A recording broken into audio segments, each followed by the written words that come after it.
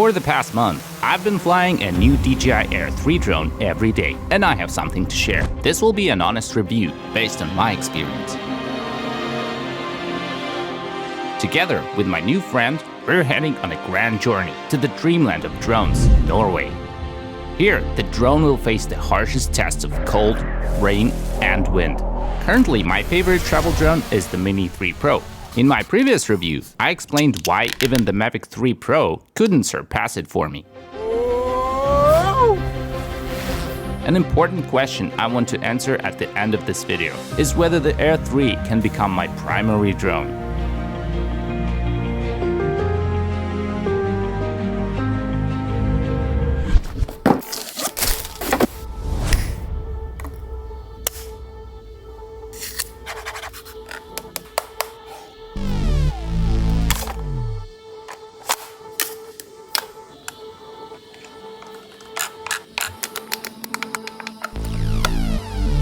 The first thing that impressed me is the new O4 communication system and the new DJI RC2 controller. The connection with the drone is simply incredible. I didn't feel any boundaries in terms of flight range. Throughout my journey in Norway, I never lost signal. This allowed me to capture impossible footage. At the top of the waterfall, I saw a white reindeer. Even in my wildest dreams, I couldn't have imagined that I would be able to capture such rare shots.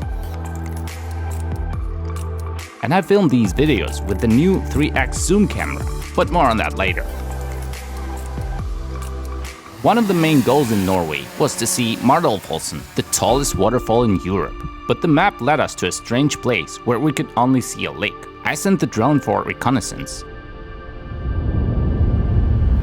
And it turned out that this lake was the source of the waterfall, and it's magnificent, the most incredible waterfall I have ever seen. My new friend helped me see what was beyond my view, and I managed to capture my dream. Thanks to the new communication system, I could get very close and see the waterfall from different angles.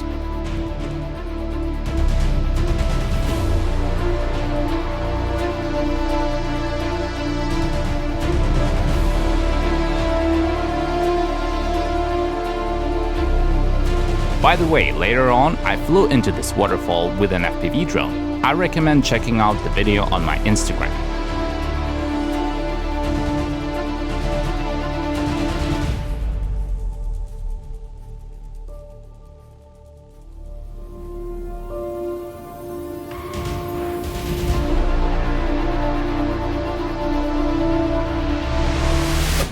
For our travel, we rented an electric car.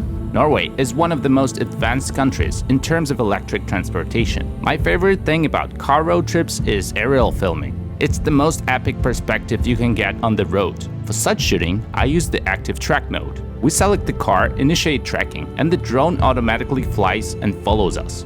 In the new Air 3, there are 4 mini wide-angle cameras. They are obstacle sensors. These sensors provide 360-degree coverage. The Air 3 has the most advanced tracking system, Active Track 5.0, and I'm happy with how it performed on the road.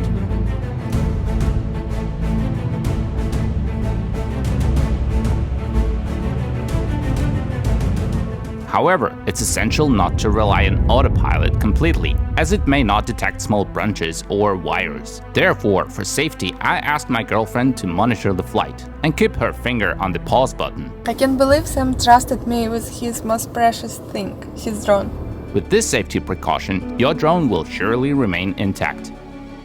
Another automatic shooting mode I frequently use during travels is point of interest. In this mode, the drone orbits a selected object in a circular path, making it an excellent choice if you want to capture a panoramic view around you. Very important settings in the drone are related to safety. There's a dedicated section for sensor operation. When I use Active Track or POI, I always switch the drone to obstacle avoidance mode, bypass. The next significant location in Norway was the Geiranger Fjord. Here I found an incredible viewpoint overlooking a cliff. Only from the drone you could truly appreciate how daunting this place was. I still get goosebumps when I review those shots. I set the flight path and pushed the stick forward with one hand. It was incredibly challenging to walk along the cliff while simultaneously controlling the drone, and the drone was flying close to the rocks. For flights close to obstacles, I always turn off sensors, otherwise the drone simply cannot fly that close. In other cases, sensors should be kept on for safety.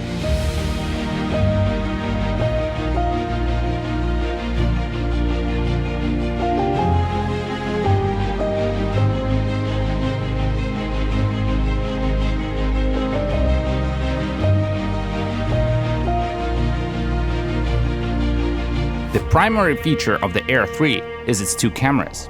The first one, our usual wide-angle camera with a 24mm equivalent. This camera is excellent for capturing wide shots, but when you have large background objects during travels, like mountains in Norway, the wide angle doesn't convey their scale and height effectively. This is where the second camera, a medium telephoto with a 3x zoom and a 70mm equivalent, comes to the rescue. With this camera, background objects become significantly larger. This shot was taken with the regular camera. And this one with a 3x camera. You can clearly see the difference in the background.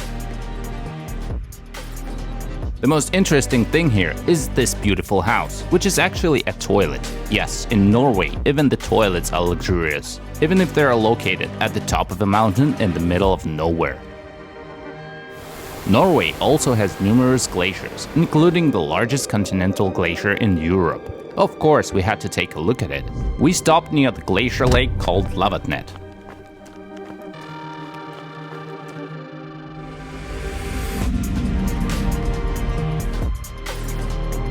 There are many waterfalls here, and all this water flows directly from the glacier. If you switch to the 3x camera, you can see the glacier tongues, and it becomes clear where the waterfall originates.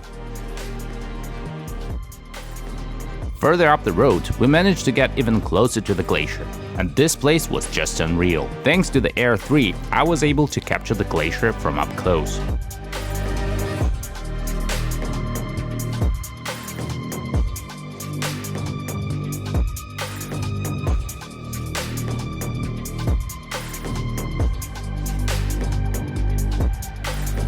The new drone specifications indicate that it can fly for about 46 minutes in ideal conditions. But in reality, one battery lasted me around 35 minutes, which is fantastic for a drone. Now I'm going to make a special recommendation from me.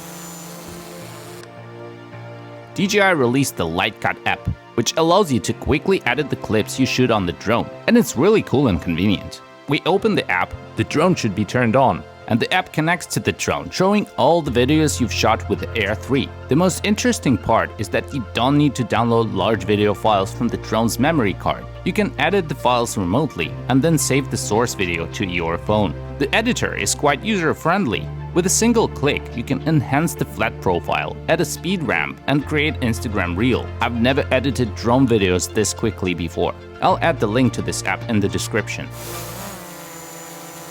I like that DJI has added a vertical shooting mode for the Air 3. However, currently I have to shoot twice, two identical flights. First for YouTube in horizontal format, and then for Instagram in vertical format. Because of this, I'm losing a lot of time and battery power.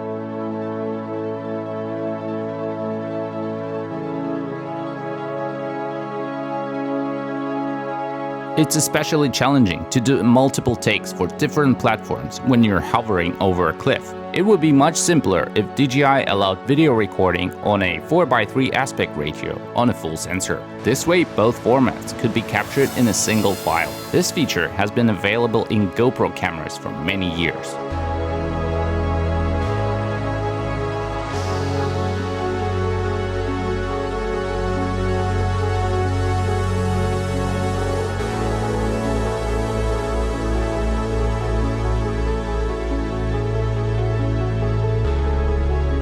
Our next destination was the northmost point of Norway, the Lofoten Islands.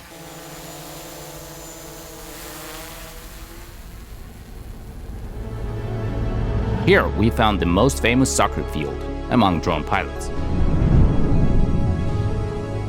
Every pilot dreams of capturing a photo on this field, and now I have one too, thanks to the Air 3 for its incredible quality.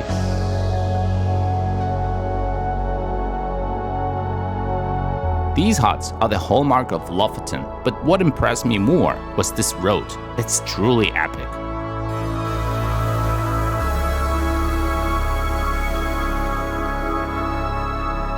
Lofoten Islands also have incredibly beautiful beaches. Few people swim here because the water is icy cold. When we reached the beach, it started raining and the rain didn't stop, so I took the risk and launched the drone.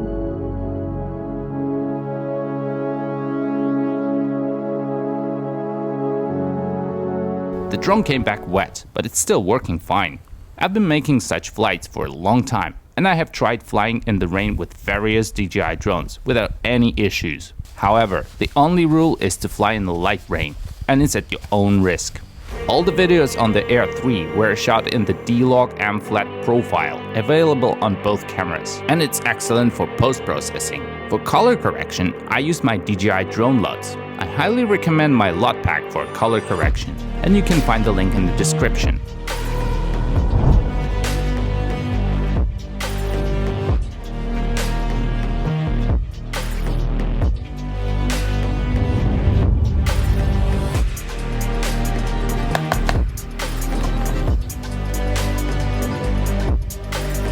I've reviewed all the drones in the Air series. I used the Mavic 3 Pro for a long time. It's an excellent drone, but it's too large for traveling, and it lacks vertical shooting for Instagram. So my favorite remained the Mini 3 Pro. It's compact, extremely quiet, and delivers incredible quality. However, in strong winds, I sometimes couldn't achieve smooth flights with it. Therefore, I can confidently say that the Air 3 is the best choice in terms of price and quality. It passed all the important tests for me in Norway.